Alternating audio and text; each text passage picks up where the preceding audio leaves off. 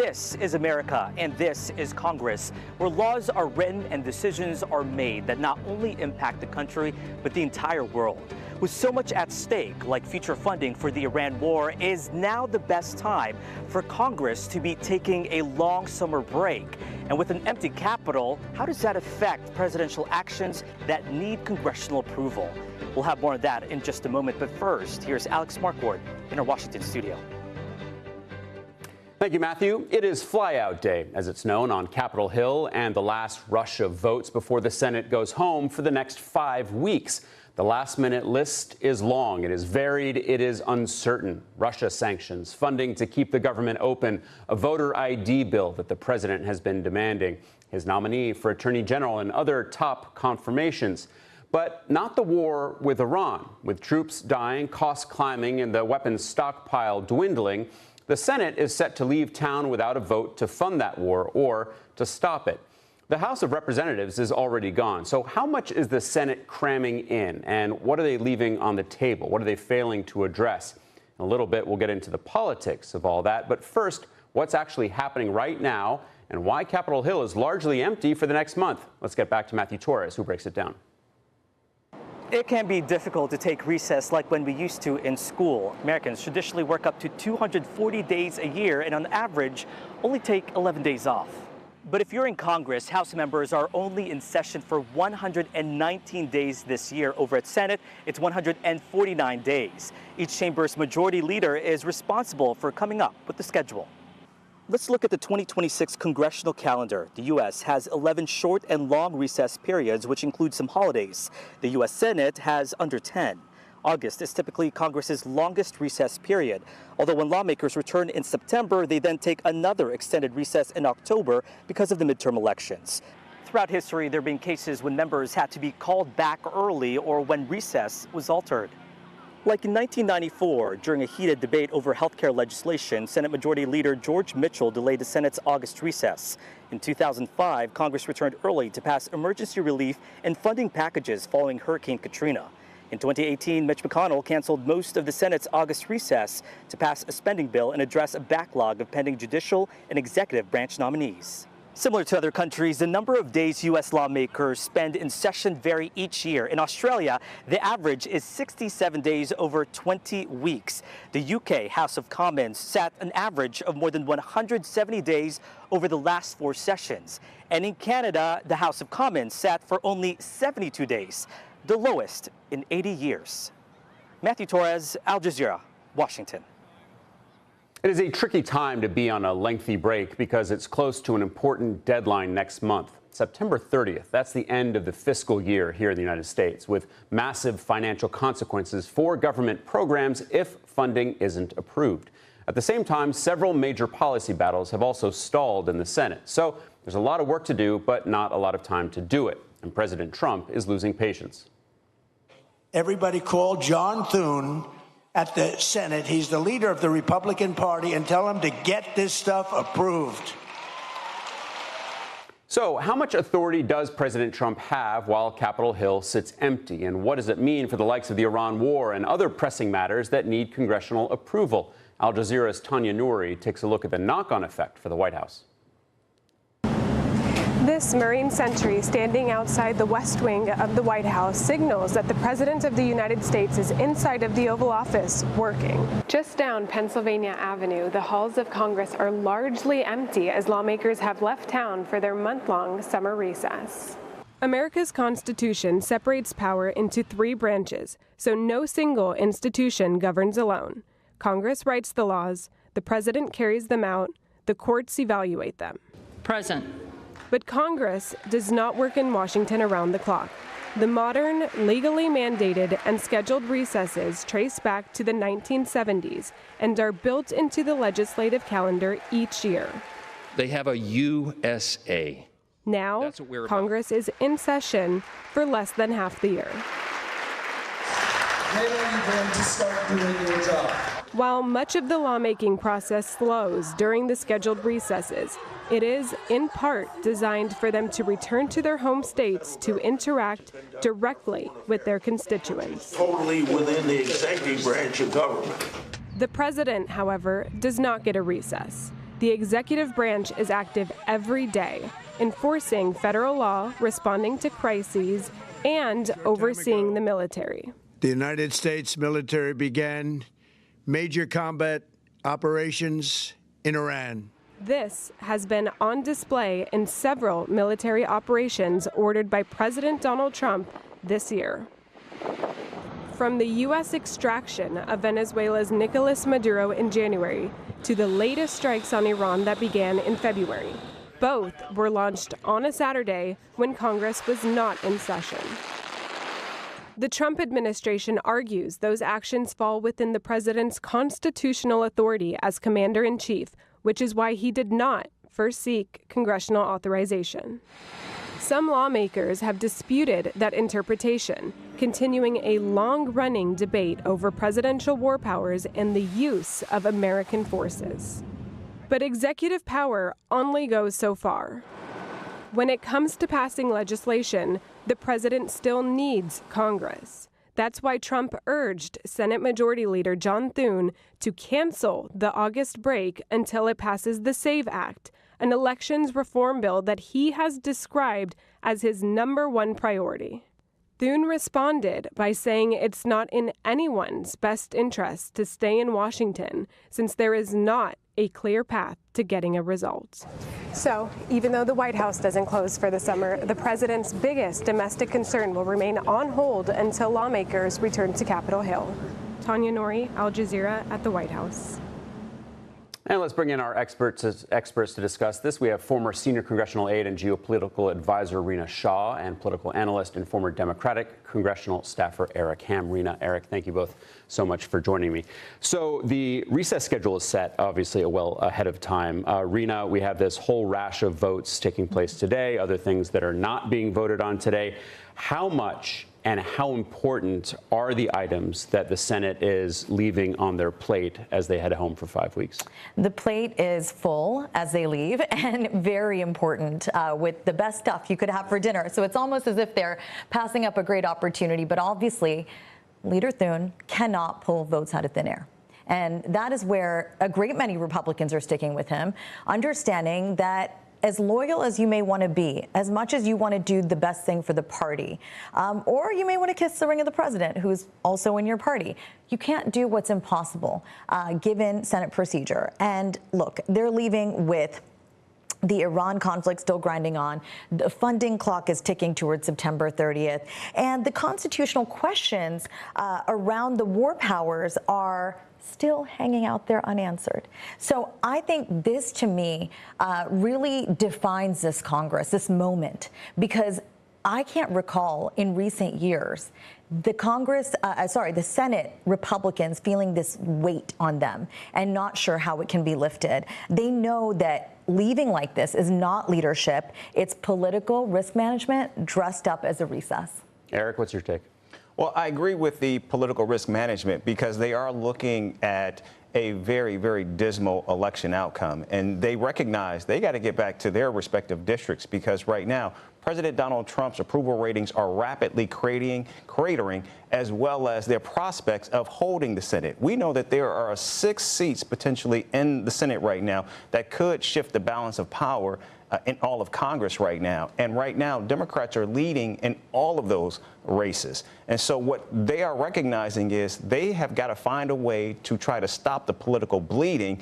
This break gives them an opportunity to do that. So they're recognizing we either stay here, deal with some very unpopular issues such as the SAVE Act, or we go home and try to find a way to bring our base back into our camp to give us a fighting chance in November. President Trump obviously expressing his preference that they stick around. He's being defied, if you will, by Republican leader John Thune. Do you think they should be staying, or do you think they should take this breather? I think they need this breather. I think everybody needs this breather. Now, I made my career in the House, but I know the Senate is a very different beast. And I have watched Leader Thune's leadership in various ways. I've watched him be in the background. I watched him now in the forefront. And I think what he's doing right now is incredibly brave, because he knows that this president will be up to devious things eventually if he lets him get his way, if he strong arms the people to give the votes on the Save America Act, which is not a good act. It disenfranchises Republican women, largely like me, who have been married and have two names. And so this is a moment in which I think his leadership is being tested, but he is making the right decision because, look, there's also the political safety he wants to give his caucus as well. It is safer politically for members to, on both sides actually, to tweet, to go home and hold press conferences and town halls. Well, not maybe town halls as much, but also, or also to vote on non-binding resolutions that then to cast a sort of yes or no vote. So he is giving that breathing room as well. I think that's a good thing for him to do. That puts him in a better light for me. And I'm an institutionalist, so obviously, again, I care about the body that is the Senate, that needs to be a check on the president. And I think, if I have to be really, really honest, I think there are Republicans in the Senate sitting there today saying it wouldn't be the worst thing if we lost control of the Senate. There's a few different theories, but I think there are those who think that it would be good because Trump's pressure is too much on the body. That's very interesting. Eric? Well, I'm not going to touch that, but I do recognize that what we are seeing is, even if they were to stay, they've got some very difficult votes that they would have to take. This war in Iran is deeply unpopular, and no one wants to be involved. And the American people are feeling the brunt of this. They've already it looks like they're going to get Blanche over the finish line. Right. Again, when you look at these Epstein files and how closely tied he is to that, again, we're talking about another politically untenable issue. And Cassidy, Senator Cassidy from Louisiana, can actually make that vote because he recognizes he actually is leaving. But for many of those who actually want to stay, that's, again, is, I think, a red herring. So what we're seeing right now is senators are stuck between a proverbial rock and a hard place. Going home actually gives them an opportunity to actually stay away from many of these votes that they do see as unpopular. And when you look at the president, who just spoke recently to Punchbowl News, where he threw Republicans under the bus, saying, yes, he recognizes that the American people are unhappy with Republicans, but he does not place himself in with the rest of Republicans, suggesting that somehow it is congressional Republicans that they are unhappy with, not himself. And so I think what we're seeing here is Donald Trump is already putting some distance between himself and his policies and Republicans. And I think what we're seeing now is Republicans are looking at basically cutting and running. If I may pull the thread really quick, I'm thinking of my own home state of West Virginia and somebody like Senator Shelley Moore Capito. Voters in West Virginia trusted Trump to not bring on any new wars. Where are we at right now? Right. They trusted Trump to reveal who's in the Epstein files. They didn't even care that he's friends with Jeffrey Epstein. They said reveal who's in the files. Now, if Shelley Moore Capito, a senator like that from deep red West Virginia, I get it, has to go on the record as defunding or authorizing another war, that puts her again in a hot seat, right? So there's a lot of nuance here that people aren't, you can't just color with black and white this moment because, symbolic votes kind of allow people some breathing room, but it's the binding votes that create permanent records, and that's what is tough for people like that. I want to emphasize something that both of you has raised. I think when we say recess, when we say going home for 5 weeks, there's this notion that they're going to flit off to Nantucket or California or Florida and take a breather. But you have both emphasized the strategy behind this break, this need for a breather. So why does it matter if Congress and the Senate in this case takes these next 5 weeks off? It's because recesses can be used, as our guests have mentioned, a tool as political leverage in larger legislative debates, with lawmakers using these breaks to try to force concessions from their partisan opponents by threatening a government shutdown. Now, Congress will have to agree to a new funding plan by September 30th. That's to pass another round of funding for federal operations, or they risk another government shutdown, which we have seen in the recent past. But they'll only have a few weeks to do it after they get back from this recess that goes from August into September. So for decades now, Congress has frequently used legislative process called a continuing resolution passed by a simple majority, which keeps funding programs that have already been agreed upon up until a certain date. So Eric, they're going to come back. The Senate comes back September 11th. I believe the House comes back earlier than that. What happens in September? Obviously, there's the September 30th deadline, but there are these other votes like the Iran war and other issues. How crammed is September going to be? I don't think it's going to be crammed very much like what we're saying right now, but you just mentioned the continuing resolution. That is going to be lawmakers' best friend when they get back, because no lawmaker wants to see a government shut down. Everybody loses. And when you're looking at margins right now that are so stark, neither side wants to be hit politically with having to address a government shutdown. So I think what we will see is they will simply punt this until after the midterm elections and then address the issue of funding. But again, I still don't think President Donald Trump will have the votes, particularly for the funding that he wants for this war. And that's going to make it that much more difficult in terms of his ability to actually get a deal that he can live with and the American people will accept when dealing with Iran. You have argued, Rena, that it's not just about taking a breather, but that work actually gets done during these breaks, these recesses. What is done behind the scenes? Well, behind the scenes, it's my gosh, a lot. Where to begin? I spent many years coordinating these breaks and traveling myself to states like New Jersey and Florida. These are the most direct opportunities to really feel the heat of what's on the constituents' minds. And I still believe in town halls. I believe when they go viral, it's even better, because I think the pattern right now in American politics is that they feel there's a pattern in Washington, and they believe that pattern in Washington is bipartisan. They're not wrong. They're not wrong about Congress kicking the can down the road, or when they come back from one of these recesses, doing a patch and go, and then again addressing the funding, for example, until another time, funding the government, keeping it open. That's what I'm talking about. But during these recesses, for example, members of Congress will meet with civic groups. They will visit nursing homes. It can be a combination of campaign-style events as well as official visits. Now, every congressman and congresswoman has a district office, a robust operation that has already planned out the events of that period well ahead of time. But summer is really important because also they could do something that's charity in nature, something like a back-to-school event.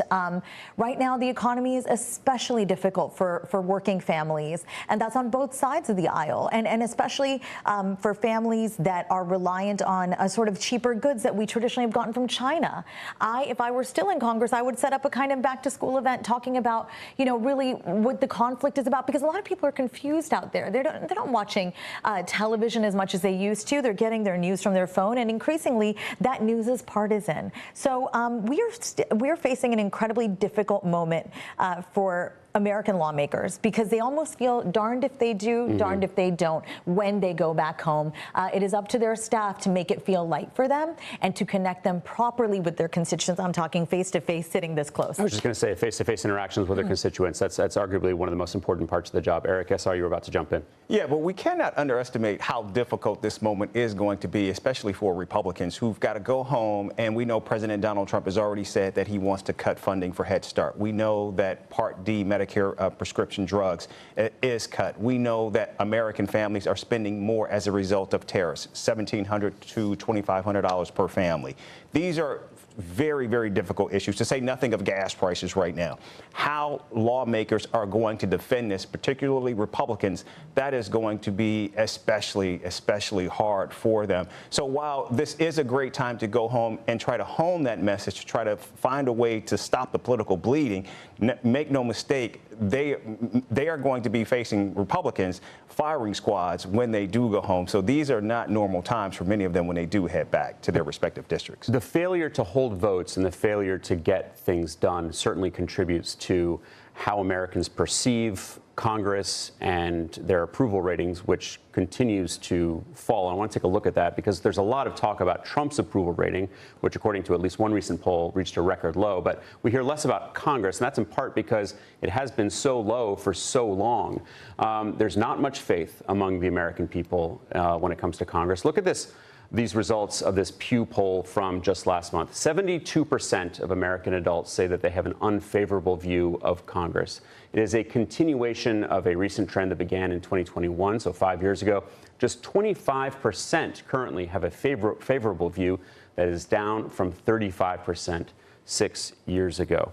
Rena, I want to talk about this sort of showdown between the White House and Republican leadership, because the president's pet bill, if you will, is the Save America Act. And John Thune hasn't wanted to bring it up because he not only doesn't have the votes to pass it, but he doesn't have the votes to overcome the filibuster. So why do you think Trump is still trying to force it through and really have his own supporters call out the person who should arguably be his biggest ally in the Senate? Trump is always, I believe, these days legacy-minded, and because of course he understands his own mortality. He knows that there's so little he can do in the face of this war that he started with Benjamin Netanyahu at the end of February. And so what he's done is force the hand of many of the members of his own party to defend him, to defend the indefensible. I think to be honest, I think Thune's defiance is actually irking him. I think it's made the president more mad and makes him double down. We've seen this pattern throughout Trump's life. Whenever somebody dares to challenge him, he'll double down. And this is the place, I think this is where the legislative process that should be a check on the executive comes in and says, we simply cannot do what you're telling us to do. And so that's why Thune's leadership, again, I cannot overstate how important it is, because Thune knows in a year with unresolved conflict, you're approaching a funding cliff, and at live constitutional questions, it seems like every week from the executive branch, it feels like, again, the legislative branch is treating continuous crisis management as optional. And so as they approach this work period, this recess, they know when they go home, Americans are going to say to them, hey, we don't get to clock out for 5 weeks when our jobs are hard. Congress shouldn't either. When the country is sort of still in the middle of something this consequential, the president keeps showing up every day. That's what their constituents are going to say.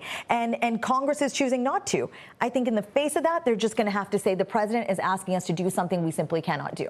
So, Eric, as a former Senate staffer, when you guys took a recess, what were you afraid the executive branch, the White House, would do in your absence and try to push through? What could Trump do right now?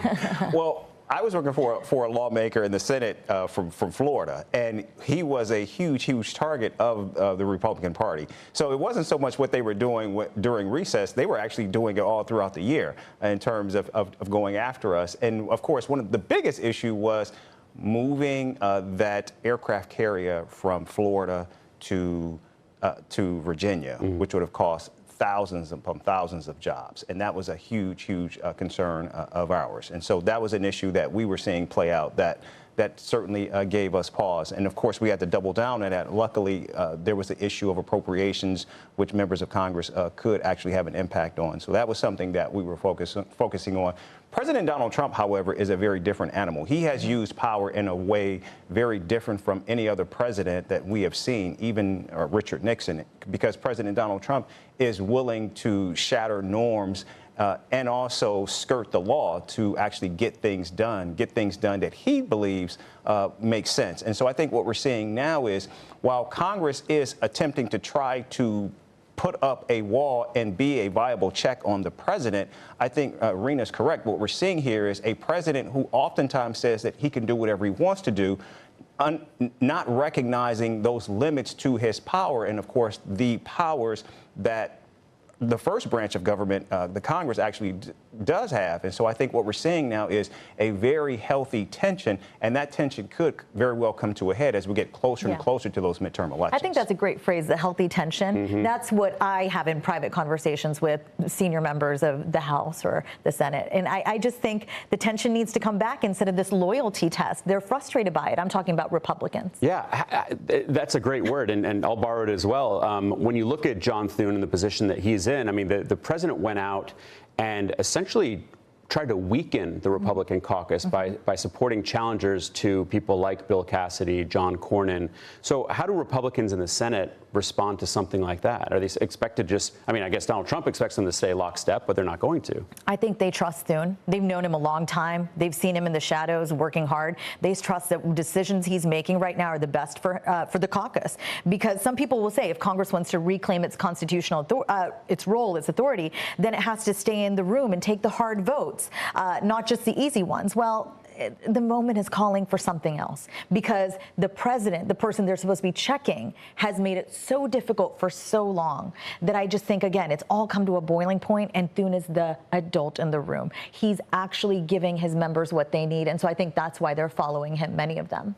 I assume this is going to be magic to your ears, Eric, but I want to get your thoughts because the president gave a remarkable interview to Punchbowl News in which he kind of distanced himself from Republicans running in this year's midterms. And he said that he doesn't need to be campaigning. He told Punchbowl, "I've already won." He says, "The voters are not angry at me, but they're angry at Republicans." What do you think? I mean, I think what we're seeing here is he is making a clear delineation between himself and Republicans. And also, we know Donald Trump hates losing. And so he's looking at the numbers right now. He's seeing what's happening. This is why he is pushing for the SAVE Act. This is why we've already seen the gerrymandering take place across the nation. And even with the advantage that Republicans got from the gerrymandering, polling data still shows in those small number of races that could determine who controls Congress, it is Democrats that is leading. President Donald Trump recognizes, or he thinks, that the SAVE Act will probably help change that. However, what we're seeing right now is Donald Trump does not want to be associated with losers. And so I think what he's doing now is he's throwing those Republicans under the bus, recognizing it's them, not me, that's causing the problem. I have a slight disagreement, though. I do believe that Trump wants another legacy piece of legislation because he likes trophies. He just loves to have pieces of legislation that are his. All right. Well, it is a remarkable moment for this resets to come along. So much more to be done next month. And, of course, the midterms under 90 days away. Can't believe it. Rena Khan and Eric Ham, thank you both very much. That's all from myself and the team here in Washington. I want to hand it back to Matthew Torres and Al Jazeera's global headquarters in Doha. Thanks, Alex. You can watch the latest edition of This is America Monday through Friday at 18:30 GMT or 2:30 p.m. Eastern here in the U.S. We'll see you then.